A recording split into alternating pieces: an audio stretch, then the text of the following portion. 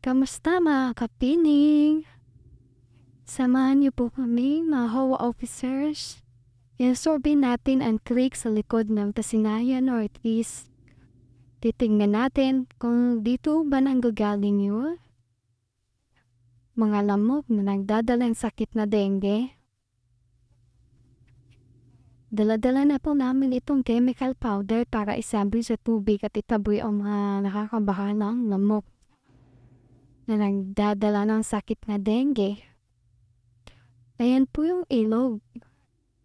Medyo stagnant na nga siya, hindi na masyado siya nakakadaloy. Kaya ang kulay ng tubig medyo maitim na.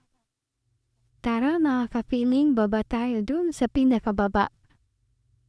Para masabuyan ng chemical powder yung tubig. Ayan, nakita niyo po, kulay itim na po yung tubig niyan.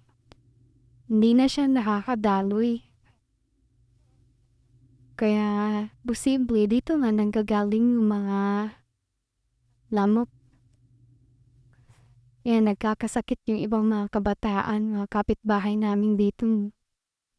Kawawa naman.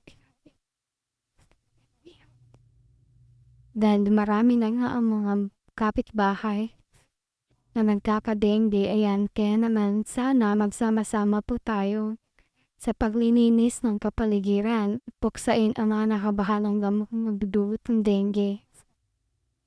Maraming bata na rin ang nabiktima sa lamok na yan, kaya mag-iingat po ang lahat.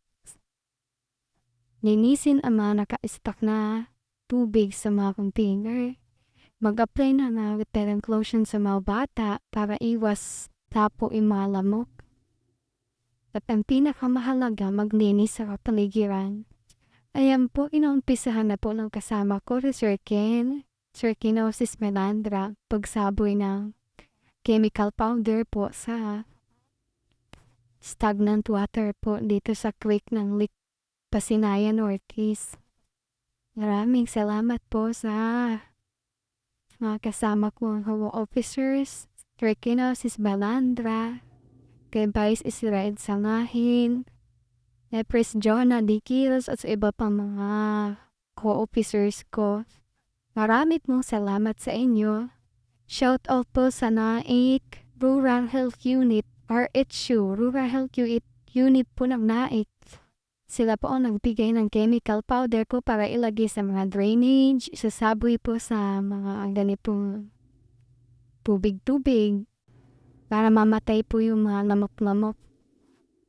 Ayan po, dun sa kabilang dulo naman po magsasaboy si Vice Israel Sangahin.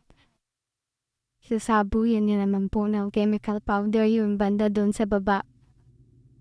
Maganda po sana mabaybay itong creek na ito. Kaya lang pa, ang hirap po niya, sobrang pang-pang po. Nakakatakot din mahulog. Ayan po. Sobrang tirik niya.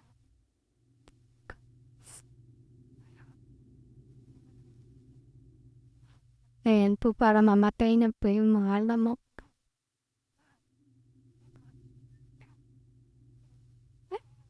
Ubusin na po natin ito, chemical powder. Dito banda rin kasi dito talaga mga nagkakasakit, mga lower block. Pansin ko lang, lower block yung mga nagkakasakit ng mga kabataan, nagkakadengue. Ayan po.